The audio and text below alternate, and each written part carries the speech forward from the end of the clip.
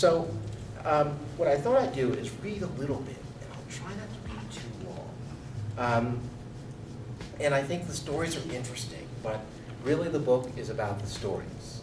So I'll just try to read a few pages on some of the lawyers, give you a sense of the texture of what's in the book.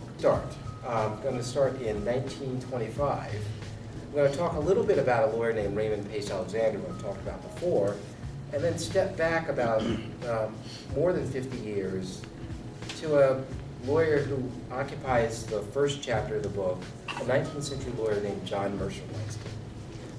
In 1925, a young black lawyer named Raymond Pace Alexander stepped gingerly but forcefully across the color line in his hometown of Philadelphia when he rose to give a speech before a local white civic group.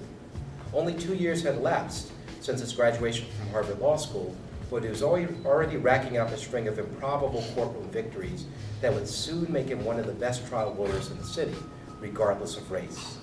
That year, he also won his major first civil rights case, which broke the color bar at a Center City movie house. His fellow lawyers would soon elect him president of the John Mercer Langston Bar Association, the local professional group for black attorneys. He had much to explain to his white listeners, and he started in fast. Alexander asked the audience to empathize with the plight of the, quote, American Negro of education and high social standing in his group, who was having more and more difficulty finding a place to live in keeping with his means and standing.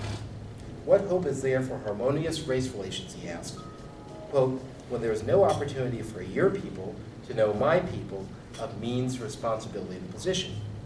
Very few whites, argued Alexander, came into regular contact with the Negro of high training and education, the man of letters, the successful man in business, the artist, the professional man. The tragic result of irrational white prejudice, argued Alexander, is that racial issues are often driven by, quote, our most unrepresentative persons. What did he mean by this? Let me skip forward a paragraph. Although they ring uneasily in modern ears, Alexander's remarks were not the voice of accommodation to white mores in an era of segregation, nor were they the words of a prosperous lawyer with little contact with those for whom he spoke. In fact, Alexander had only recently arrived in the comfortable middle class after an upbringing that often brought him perilously close to poverty. Raymond Alexander's remarks expressed instead a common enough 1920s era worldview among the men and women who 2 decades later would do much to teach their fellow Americans about the meaning of integration. They called themselves representative Negroes, and they occupied an often uncomfortable space between white desires and black hopes. One can find traces of their story in many areas of American history, including our own. The story of the representative Negro goes at least as far back as the time of the man whom Philadelphia's black lawyers claimed as their progenitor, John Mercer Langston, and to the moment when Langston placed himself between two racial groups simply by deciding to become a lawyer. Langston is only faintly remembered today, although some have tried to reclaim him as a model for the nation's first African-American president. In the 19th century, however, it was a different matter.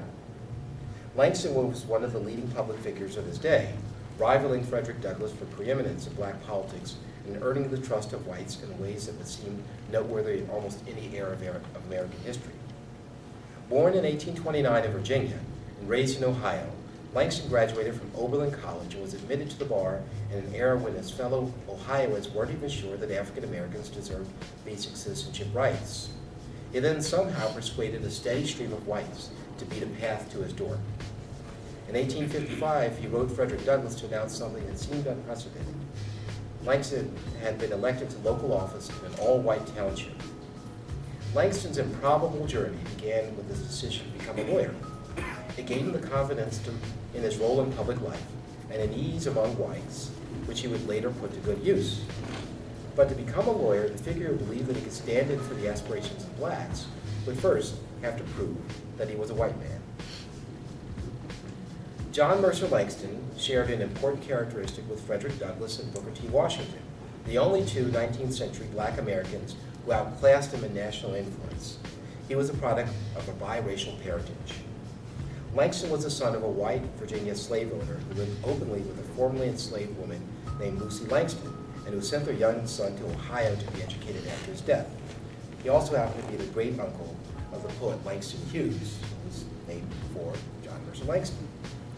Langston bore a complexion that reflected his multiracial heritage, and it would smooth his path in the world as it would for his successors, at least through the era of Thurgood Marshall. But that didn't necessarily exempt him from the reach of Ohio's black laws, which, among other things, had excluded the state's free black population from jury service, testifying against whites, the state militia, and the public schools. No law made whiteness a requirement to join the bar, but such a prerequisite was a simple extension of what had been done in other areas. But there was one loophole. Under the relevant Ohio precedents, persons of African descent could be classified as white if they were, quote, of more than one half white blood. Many among Ohio's free black population actually voted, depending on the sometimes capricious decisions of local voting officials who scrutinized the complexion of each prospective voter to see if he or he seemed to have more than one half white blood. The decision to allow a black Ohioan to vote probably depended on appearance, general reputation, and how one acted in the presence of whites. By the time he was ready to apply for admission to the bar, Langston would have been quite familiar with what it took for a black person to be recognized as an equal citizen under the laws of Ohio.